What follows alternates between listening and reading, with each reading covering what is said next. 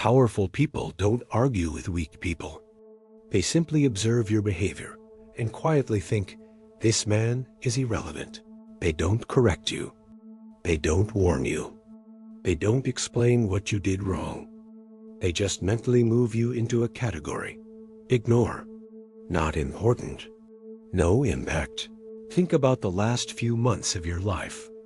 How many times did you say something and the room didn't even shift? How many times did you send a message and they answered hours later with one-word replies? How many times did people make plans, invited others, and somehow you were extra? Most men call that bad luck, or they blame it on other people. People are fake. People are selfish. They don't see my value. That's not what's happening. If your presence doesn't move anything, if people can ignore you with zero cost, it is almost never random. It is the result of weak behaviors you've repeated for years without even noticing. Today, we're going to expose 10 of those behaviors.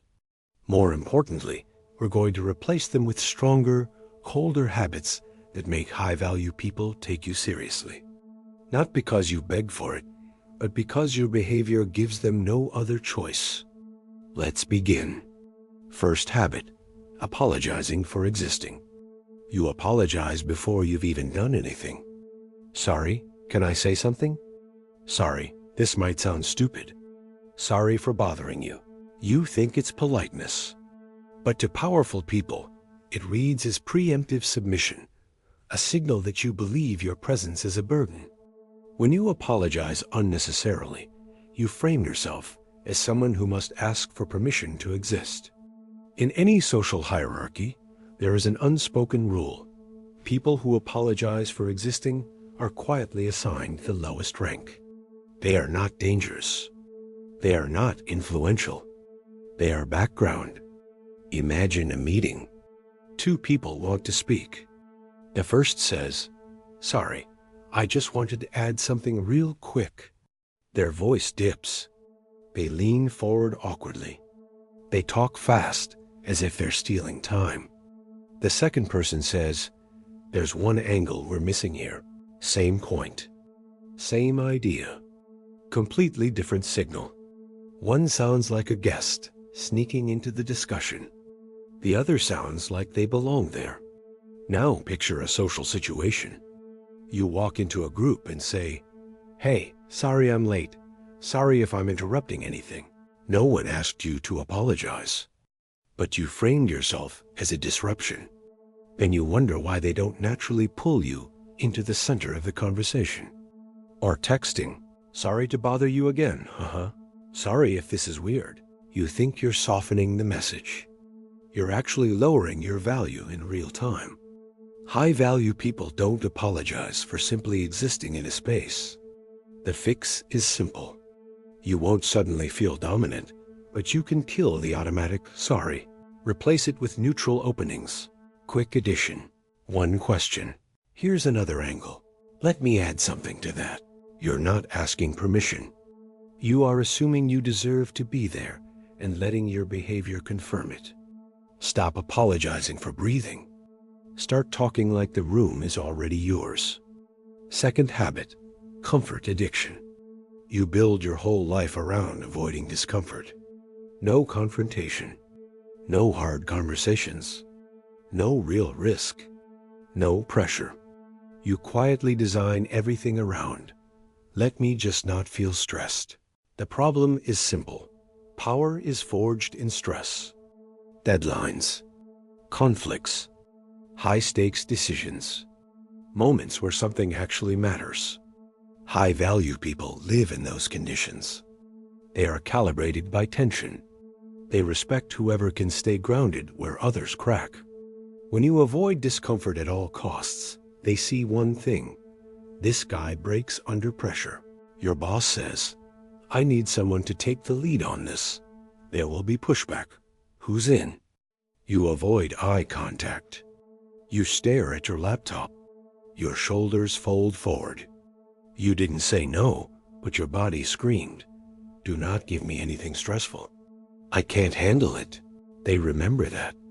Next time there's an opportunity with weight, your name doesn't even enter the conversation. A friend says something subtly disrespectful. You feel it. You notice the tension. Instead of addressing it, you laugh it off. You swallow the discomfort. You protect the moment by sacrificing your self-respect. You keep the peace on the surface. Underneath, you train everyone that you're safe to disrespect. You do the same in dating. You sense flakiness. You sense flakiness. Late replies. Canceled plans. Inconsistent energy. Confronting it would create tension, so you ignore it. You choose comfort over clarity. And you wonder why you never get treated like a priority. You don't need to chase chaos. But you do need to practice controlled discomfort. Once a day, deliberately do something that puts mild pressure on you. Speak first when the room is quiet. Hold eye contact 1 second longer than feels safe. If something bothers you, name it calmly. Volunteer for a task that stretches you, at least once a week. You're teaching your nervous system a simple truth.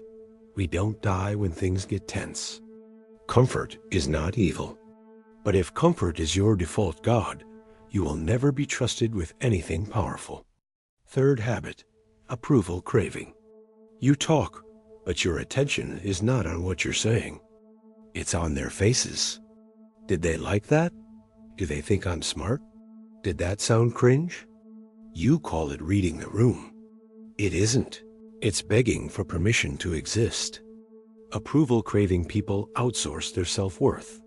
Powerful people do not want to be your emotional babysitters. They don't want to reassure you that you're okay every 5 seconds. That's exhausting. You tell a joke. It lands okay. 2 people chuckle. 1 doesn't react. Your brain panics. That was dumb. So you rush to fix it. Wow, that sounded better in my head. Sorry, that was stupid. You've just taught everyone. I don't trust my own words. You share an idea at work and immediately say, "Does that make sense?" I don't know. Maybe it's a bad idea. If it's done, just ignore it. You destroyed your idea before anyone else had the chance to. On a date, you ask a question. They pause to think.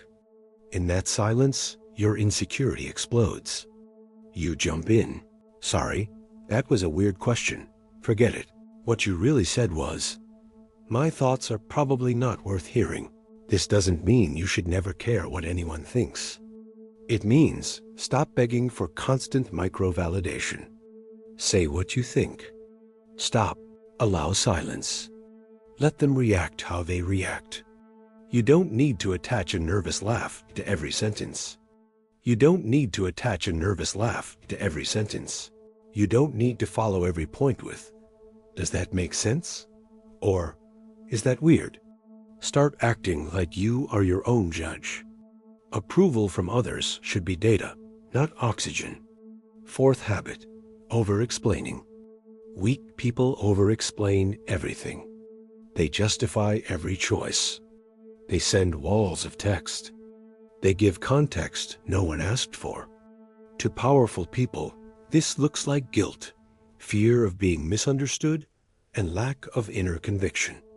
They ask, "Can you make it on Thursday?" A strong answer is, "No, Friday works." Your answer is, "Thursday is a bit hard because my mom might need something and my friend might visit, and I've been tired lately. And there's this thing from work, and I don't know how long it will take." By the third, and they've tuned you out. You miss a deadline. They ask, "What happened?" Strong answer, "I misjudged the time. I'll have it done by 3. It won't happen again." Weak answer, "See, first the file crashed, and then John didn't send the update, and then I had this family thing. And actually, I did start it, but..." You think you're protecting yourself with context. You're signaling something else. I am more attached to defending myself than fixing the problem. The fix is clean communication. When you feel the urge to launch into a full monologue, ask, what did they actually ask? What is the shortest truthful answer? Say that. And stop. If they need detail, they will ask for it. Powerful people don't want to dig through your verbal clutter. They respect those who can be direct, even when it's uncomfortable. Fifth habit, talking too much. You think talking a lot makes you look interesting. It doesn't. It makes you look insecure. High-status people use fewer words with more weight. They don't rush to fill all the space. When you talk endlessly, you teach people, my time isn't valuable, and I don't mind wasting yours. Someone asks, so what do you do? You could say, I work in software. I build tools for small businesses. Instead, you talk for 3 minutes straight, adding every detail. They are smiling and nodding, but thinking, this guy doesn't know when to stop. At work, you give a simple update. Strong version, we're on track. One risk, X, I'll solve it by Y. Weak version, you go into a long backstory, old problems, side issues, emotions.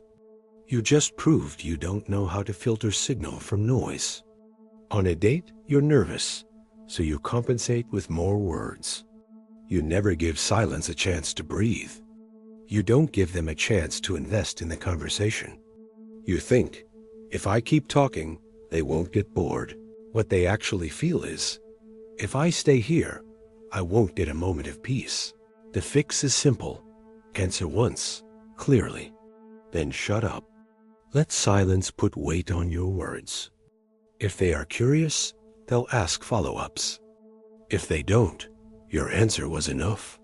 Stop proving. Start treating your words like they have value. Sixth habit, emotional oversharing. You reveal too much too fast. Your trauma, your ex, your loneliness, your burnout. You think, I'm being real. I'm not fake like other people. But to high-value people, it doesn't look like depth. It looks like leakage. It's the second time you're hanging out with someone. Within an hour, they know how broken your last relationship left you, that you can't trust anyone, that your mental health is destroyed. You think you're giving them access.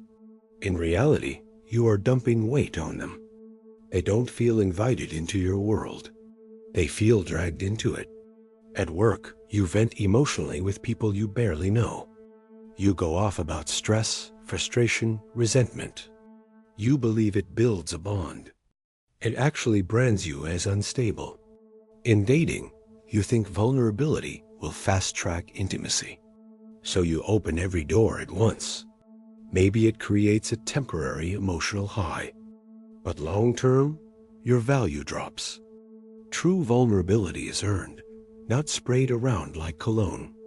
The fix is to install gates. Ask, has this person earned this level of access? Are we actually close enough for this? Will this information raise respect or just raise emotional weight? Use vulnerability as a scalpel, not a flood. Mystery isn't being fake.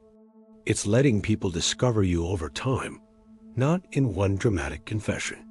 Seventh habit, fear of saying no. You treat no like an attack, so you almost never use it. You say, I'll try, maybe, we'll see, sure, no problem, even when it is a problem. Here's the dark part. When you never say no, people don't see you as kind. They see you as weak. You communicate, my boundaries are negotiable. You can push as much as you want. Your boss or coworker keeps giving you last-minute work. You keep saying yes. Out loud, it's fine, I'll handle it. Inside, you're exhausted and resentful. You are training them. This person will quietly sacrifice themselves. Give them more. With friends, you always go with the plan. Food, time, place, activity. You think, I'm easygoing. They think, he never has a spine. We decide everything. In dating, there are last-minute cancellations, late replies, disrespectful behavior. You accept it every time. You reinforce, my time has no cost. You can treat it however you want. You don't have to bark NO like you're in the military. But you do need clean refusals. No, I can't do that. No, that doesn't work for me. No, I'm not available then. No long explanations. No apologizing for having limits. The first few times, your nervous system will panic. Stay with it. Boundaries don't chase away people who matter. They chase away the people who are only there to use you. 8th habit, the fairness fantasy. You secretly believe, if I'm loyal, kind, and patient, people will eventually treat me the same. It sounds poetic. Reality doesn't care. The world is not a balance sheet. It's a mirror of what you tolerate. People don't repeat what you deserve. They repeat what you allow. At work, you always take on extra work. You fix other people's mistakes. You stay late. You cover for them. You think, one day they'll recognize this. I'm due for respect. What actually happens? You become the guy who always covers. Not the guy they promote. The guy they dump problems on. With friends, you're always available. Rides, favors, last-minute help. You think, showing up like this proves I'm a good friend. In reality, you train them to view you as a utility. Someone to use, not someone to respect. In relationships, you think, if I'm endlessly understanding and forgiving, they'll eventually see how rare that is. They don't. They just adapt to it. The fix is to drop the fairness fantasy and pick up pattern recognition. Ask, what do people consistently do when I say nothing? What behavior repeats? What do I reward without realizing it? Then act differently. I can help this time, but not regularly. I'll do it once. After that, it has to change. I don't continue with people who repeat the same disrespect. Kindness with no boundaries is self-destruction. Kindness with standards is power. 9th habit, identity drift. You become a different person depending on who you're around. With one group, you're loud and reckless. With another, you disappear. With someone attractive, you turn into a version of yourself you don't recognize. You call this adapting. But if you are always bending, there is nothing stable underneath. High-value people look for consistency. Someone whose surface shifts a bit in each context, but whose core doesn't evaporate. Around strong personalities, you mirror their opinions instantly. You laugh at jokes you don't actually find funny. You agree with takes you don't believe. You're terrified of friction, so you trade authenticity for smoothness. At work, your boss is in the room. You're one person. They leave. You are another. You talk differently. Act differently. Have different values. People notice. Even if they can't name it, they feel, this guy is slippery. I don't fully trust him. In dating, one person likes you calm and serious. You become that. Another likes you wild and chaotic. You become that too. Soon, you don't even know who you are. You only know who you are around other people. The fix is not to have a perfect identity. It's to have non-negotiables. Write down 3 values you actually care about. 3 standards you hold for yourself and others. 3 lines you won't cross just to be liked. Then adapt your surface. Your jokes, topics, energy can flex. But the core doesn't move. People can feel when a man knows what he stands on. Even if they don't agree, they respect the stability. Clarity is magnetic. Identity drift is not. 10th habit, filling every silence. Silence makes you feel unsafe, so you kill it. With jokes, with random comments, with nervous rambling. You experience silence as, I'm losing them, I'm boring, they're judging me.